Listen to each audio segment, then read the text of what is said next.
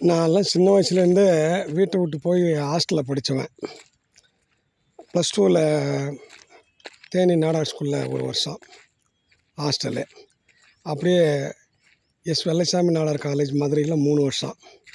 அப்போ இது 4 வருஷம் ஆச்சா டோட்டலாக. அப்படியே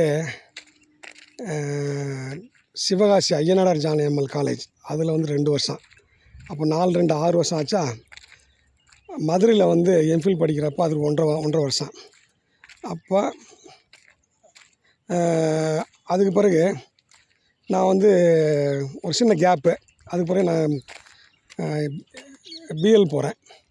பிஎல் போகிறப்போ சட்டக்கல்லூரியில் சேர்றப்போ அப்போ 1 வருஷம் நான் ஹாஸ்டலில் தங்கி சாப்பிட்றேன்.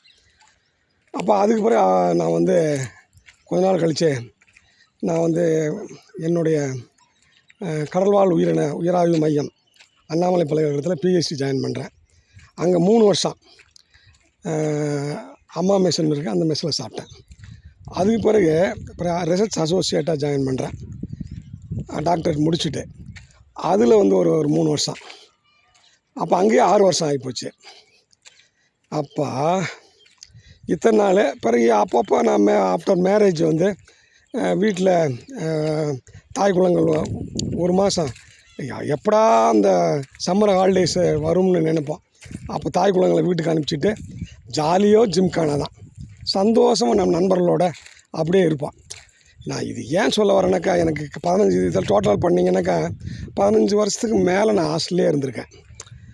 அப்போ இந்த ஹாஸ்டலில் இருந்த பெனிஃபிட் என்னென்னாக்கா, செல்ஃப் டிசிஷன் மேக்கிங். நானாக எதுவாக இருந்தாலும் முடிவெடுத்து கொள்வேன். இப்போ எப்பயுமே என்னோடய தாயினுடைய மடியையோ இல்லை என் அப்பனுடைய வேசியோ பிடிச்சிட்டு நான் அலைய மாட்டேன். நானாக முடிவெடுப்பேன். என்ன அது எப்போ அது இதுக்கு முன்னாடியேவும் நான் ஒரு பிஎஸ்சி எம்எஸ்சி படிக்கிற காலத்துலேயே நான் என்னோடய முடிவுகள் நான் எடுத்துருவேன். இது காரணம் என்னென்னாக்கா, நான் வீட்டை விட்டு வெளியே போயாச்சு. சில பேர் எங்கேயுமே போகாமல் வீட்டிலே இருந்து அப்படியே வளர்க்கப்பட்ட ஒரு பையன் நல்லா இருப்பான், ஒன்றும் இல்லை, வேறு கேரக்டர்லாம் நல்லா இருக்கு. ஆனால் வெளி உலகம் தெரியாமல் அவன் கூடயே இருப்பான். அவங்க என்ன சொல்கிறாங்களோ, அவங்க அம்மாவும் அப்பாவும் என்ன சொல்கிறாங்களோ அதை செஞ்சுக்கிட்டு அவங்க அந்த முந்தானையை பிடிச்சிக்கிட்டு அம்மாவோட முந்தானையை பிடிச்சிக்கிட்டே இருப்பாப்புல. அப்போ இது என்ன ஃபெயிலியர், எங்கே ஃபெயிலியர் ஆகுதுனாக்கா, ஆஃப்டர் மேரேஜுக்கு சைக்காலஜி. ஆஃப்டர் மேரேஜும் என்ன பண்ணுவாப்புல, ஒரு புது என்ட்ரி வருது, ஒரு புது பொண்ணு வர்றாங்க. வந்த பிறகும் நீங்கள் திரும்ப போய் அந்த அம்மாவோட முந்தானையை பிடிக்கிறப்போ அவங்கக்கிட்ட இவங்க சொல்கிறது பூரா அங்கே சொல்லி விடுறது. அப்படி சொல்கிறப்ப அது அந்த ஹஸ்பண்டுக்கும் அந்த ஒய்ஃபுக்கும் ஒரு சின்ன கேப்பு. ஏன்னா அவன் தன்னோட பேச்சு தான் கேட்கணும்னு நினைப்பாங்க. இது ஒரு பெண்ணோட இயல்பு.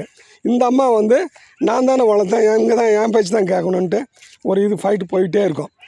இப்போ இது போன உடனே கொஞ்ச நாள் ஆச்சு அம்மாவுக்கு ஏதாவது ஆகி அம்மா தன்னை விட்டு பிரிஞ்சு போயிடுறாங்க, இறந்து போயிடுறாங்கன்னு வச்சிங்களேன். அப்போ தான் இவன் தனிமைப்படுத்தப்படுகிறான். இவனுக்கு முடிவெடுக்கிற தன்மை இருக்காது. இப்போ ஹாஸ்டலில் இருக்கிறவனுக்கெல்லாம் வெளியே போன தெரிஞ்சிருக்குன்னு சொல்ல வரல. அதில் 80% கண்டிப்பாக வீட்டை விட்டு வெளியே படித்தவனுக்கு டெசிஷன் மேக்கிங் வரும். வீட்டுக்குள்ளே இருந்தவனுக்கு 80% டெசிஷன் மேக்கிங் வராது. அப்போ ஸ்ட்ரகிள் பண்ணுவான்.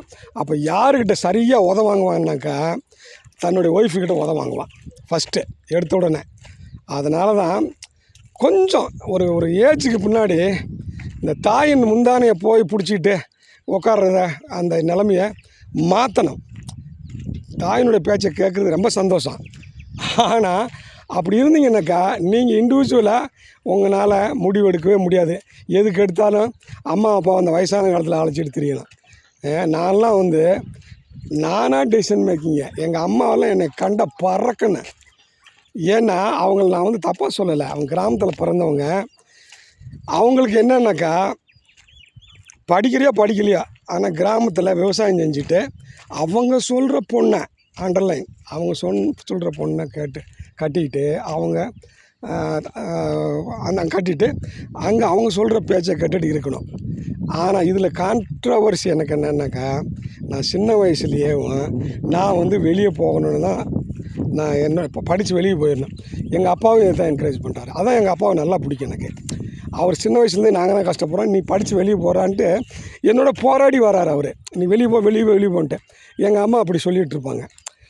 சொல்லிகிட்டு இருக்கிறப்போ இது வந்து அவங்கள நான் என்ன தான் சொல்லி மாறாது. அதனால் எனக்கும் எங்கள் அம்மாவுக்கும் பிடிக்காது. எங்கள் அம்மா பேச்சு நான் கேட்டிருந்தால் நான் இன்னும் அந்த கிராமத்திலே மாடுகள் மேய்த்து கொண்டு தான் இருப்பேன். அப்போ என் வாழ்க்கை நிலை எப்படி இருக்கும்? இப்போ நான் ரீச் ஆகிருக்க முடியாது, நான் படிச்சிருக்க முடியாது, ஒரு படிப்பு வாசனை இருந்திருக்காது, இந்த வெளி உலகத்தை பற்றியே நான் தெரிஞ்சிருக்க மாட்டேன். அதுதான் எங்கள் அம்மா கூட நான் தெரிஞ்சது கிடைச்ச எனக்கு பலன். அதனால் அதுக்கு பிறகு ஒரு கட்டத்தில் எங்கள் அப்பா இறந்து போகிறாரு. எங்கள் அம்மா நான் தான் பார்த்தேன், 15 வருடம் கிட்னி பேஷண்ட்டு. அது பெருமை இருக்குது எனக்கு. ஆனால் என்ன தான் இருந்தால் கூட அவங்க என் கூட வந்து இருந்தாலும் கூட அவங்க சொல்கிற முடிவுகளை என்னால் எடுக்க முடியாது. அப்போயுமே அவங்களோட லோ கிரேடு, அந்த ரொம்ப லோ கிரேடு டெசிஷன்ஸ் தான் வருவாங்க. அது வந்து அதனால் என்னை பார்த்தாலே பிச்சுட்டு ஓடுவாங்க, கடிச்சு குதறி விட்டுருவேன். அம்மாவை வந்து அப்படி செய்யக்கூடாது. ஆனால் ஒரு காலகட்டத்துக்கு பிறகாவது தான் பையன் வந்து இப்படி படிச்சிருக்கான், இப்படி வேலை பார்த்துக்கிட்டு இருக்கான், ஒரு முறையான வேலை பார்த்துக்கிட்டு இருக்கான், அவனுக்கு இது இப்படி தான் இருக்கணும் அப்படின்றதே தெரியாது. திரும்ப அதே பழமையை பேசிக்கிட்டு அப்படி இருப்பாங்க. அதனால் எங்கள் அம்மா நான் வீட்டுக்குள்ளே நுழைஞ்சிட்டேன்னாக்கா சேர்லேயே வேறு எதில் உட்காந்தவங்களும் எந்திரிச்சு எங்கேயோ மூளை உட்காந்துருவாங்க. அது அவ்வளோதான், அப்படி தான். ஆனால் மருமகளை நல்லா வச்சுக்குவாங்க, அது வேறு விஷயம். சொல்ல வரேன், அப்போ நம்ம வந்து அம்மாவுக்கு மரியாதை கொடுக்க கூடாதுன்னு நான் சொல்ல வரல. ஏன்னா அவங்களுக்கு என்ன லிமிட்டோ அதுதான். இன்றைக்கி மேரேஜ் ஆன பிறகும் அவங்க சேரியை பிடிச்சிக்கிட்டு அலைஞ்சிங்கனாக்கா உங்கள் டெசிஷன் மேக்கிங் வந்து கஷ்டம். அவங்க கூட உறவாக இருங்க. அதுக்காக வேண்டி நீங்கள் வந்து உங்களை மனையை பாய்க்கிற அளவுக்கு நீங்கள் வந்தீங்கன்னாக்கா உங்களை வாழ்க்கை கடைசி கட்டத்துக்கு தூக்கிட்டு போகிறது வந்து உங்கள் மனைவி தான். இது நல்லா புரிஞ்சுக்கணும். அதுதான் டெசிஷன் மேக்கிங் வந்து நல்லா இருக்கணும். ஹாஸ்டலில் படித்தவன் வெளியே போய் வெளி உலகத்தை பார்த்தவனுக்கு டெசிஷன் மேக்கிங் நல்லாயிருக்கும். இவன் இந்த அம்மா அப்பா கூட தெரியாதுல வீட்டில், அவனுக்கு டெசிஷன் மேக்கிங் இருக்காது. எப்போ பார்த்தாலும் அவனால தான் பிரச்சனை. அவன் நல்லவன், எப்போயுமே ஆஃபீஸில் கூட நல்லவங்களால தான் பிரச்சனை. நான் பார்த்துருக்கேன். கெட்டவன் அவன் பாட்டில் நமக்கு ஒத்துட்டு போயிடுவான். நல்லவன் நான் சட்டம் பேசிக்கிட்டு அதை பேசிக்கிட்டு தொல்லையாக இருக்கும். அவங்ககிட்ட கையெழுத்து போட்டு நம்ம இது பண்ணுறதுக்குள்ளே பெரிய கஷ்டமாக இருக்குது. நல்லவனால தான் எங்களுக்கு பிரச்சனை. அதனால் நல்லவனாக இருப்பான், ஆனால் வல்லவனாக இருக்க மாட்டான். நண்பனே புரிந்து கொள்.